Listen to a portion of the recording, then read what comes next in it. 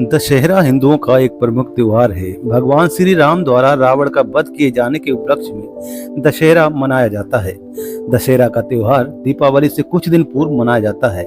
इस बार 15 अक्टूबर को नवरात्रि शुरू हुई, वहीं विजयादशमी अर्थात दशहरा का पर्व 24 अक्टूबर 2023 के दिन मनाया गया। हर साल ये पर्व अश्विन मास शुक्ल पक्ष की दशमी तिथि के दिन मनाया जाता है। वैसे तो देश भर में दशहरा बहुत ही धूमधाम व उत्साह के साथ मनाया जाता है, लेकिन हिंदू धर्म में ये त्योहार विशेष महत्व रखता है। पूरे देश में विजयादशमी के दिन रावण के पुतले को फूंकने की परंपरा है। विजयादशमी का ये त्योहार भारतीय संस्कृति में वीरता का प्रतीक माना जाता है। व्यक्तियों और समाज में बुराइयों को समाप्त कर अच्छाई स्थापित हो, इसलिए दशहरे अर्थात विजयादशमी का उत्सव मनाया जाता है। अब बात आती है कि दशहरा का त्योहार आखिर क्यों मनाया जाता है। तो हम बता दें आपको, दशहरा बुराई पर अच्छाई की विजय का प्रतीक है। कुंवर मास के शुक्ल पक्ष की दशमी तिथि को ये मनाया जाता है। इसके मनाने के पीछे कई कारण हैं, जैसे कि रावण की नाभि में अमृत होने के कारण वह स्वयं को अविनाशी मान रहा था, लेकिन अविनाशी राम ने रावण की नाभि में तीर मारकर उसका वध कर दिया।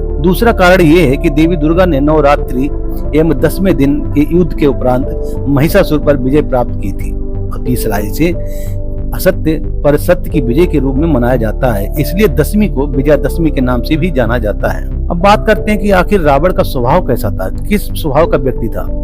लंकापति रावण दशानन के नाम से भी जाना जाता है। वह तमोगुण शिव जी का परम भक्त था। रावण को चारों वेदों का ज्ञान था। वही एक कुशल राजनीतिक सेनापति, वास्तुकला का मर्मज्ञ होने के साथ साथ ज्ञानी तथा बहुविद्याओं का जानकार था।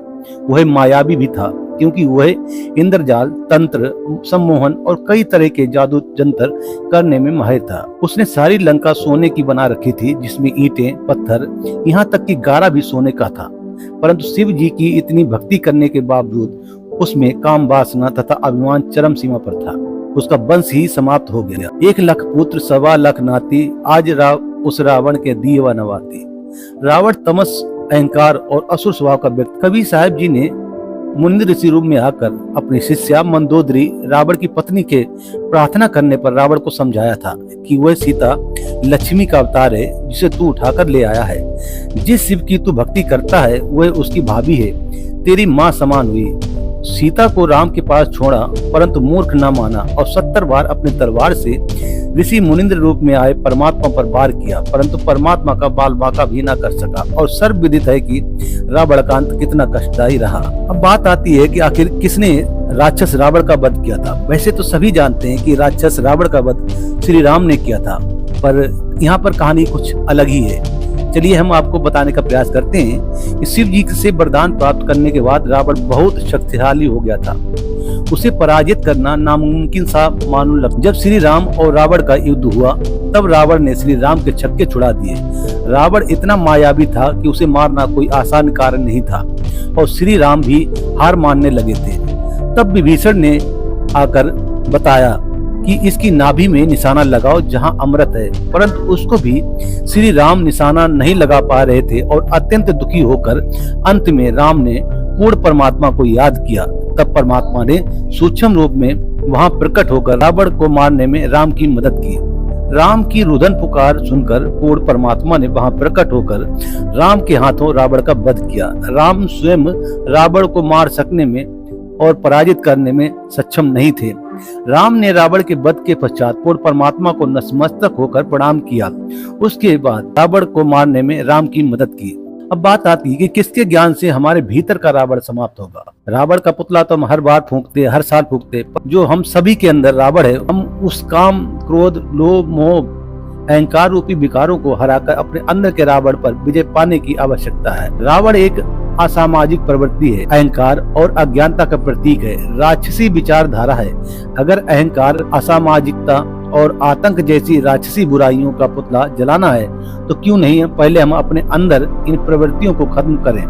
असंख्य विकार, अकुंठित वासनाएं, राक्षसी स्वभाव सभी के अंदर गुठली मारे बैठा है, जिस पर जरा सा घर्षण लगते ही सबका असली चेहरा सामने, जो बड़ा ही खतरनाक है। दशहरा हमें ये भी संदेश देता है कि अगर कोई गलत कार्य कर रहा है तो उसका विनाश निश्चित है, भले ही वह रावण जैसा महायोद्धा या मायावी क्यों ना हो। हम जानते हैं कि त्रेता युग का रावण तो मर गया, लेकिन कलयुगी रावण जैसे दहेज, नशा, भ्रष्टाचार, यौन उत्पीड़न, बलात्कार, धार्मिक असंतोष, माया की दौड़ इत्यादि आज भी समाज में विद्यमान है। धरती पर कई युगों के बाद ये दुर्लभ समय आया है जब हम समाज में व्याप्त ऐसे रावण को समाप्त करने के लिए आज संत रामपाल जी महाराज पूर्ण संत रूप में आए हुए हैं और यही असली राम है। इनके द्वारा दी जा रही आध्यात्मिक शिक्षा से ही पूरे समाज का कल्याण होगा और हम असली राम को पहचान पाएंगे तथा अपने अंदर व बाहर मौजूद रावण को शांत कर सकेंगे। मनुष्य जीवन को सफल व समाज को बुराइयों रहित बनाने के लिए आज ही जगत गुरु तत्वदर्शी संत रामपाल जी महाराज जी से निःशुल्क नाम दीक्षा लें। अधिक जानकारी के लिए आप उनके सत्संग साधना टीवी पर शाम 7:30 बजे सुन सकते हैं। धन्यवाद।